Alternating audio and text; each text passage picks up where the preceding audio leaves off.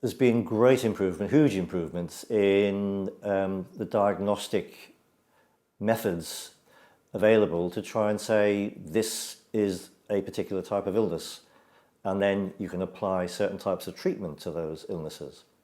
So the FAB groups, originally trying to establish on subjective grounds, what type of leukemias, for example, we're treating, were the first move in that direction. And now we've got a much more multidisciplinary team approach to diagnostics. So you've got cytogenetics, you've got molecular techniques, you've got flow cytometry and morphology, all trying to identify a particular type of illness.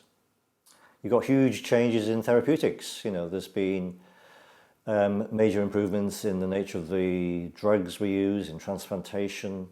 I mean, when I first started out, therapeutics in haematology was very limited. Before I moved to Birmingham, I was working in Sheffield, and the professor of haematology, at his leaving do, said he related the story of his 12-year-old son having to write an essay at school, as to what your parents do. So he was writing an essay, what my dad does. And he wrote down, my dad is a haematologist. Don't know how he spelt it. He gives people blood transfusions and they mostly die. And that's what happened. We gave people blood transfusions and there wasn't a great deal else. Chemotherapy was very toxic, still is. But there's a move now to targeting therapy, to individualize treatments for patients by modifying the immune response in many different ways. And probably the biggest change in my lifestyle, I mean, there's been all sorts of improvements in salvage therapies, in antibiotics, in transplantation.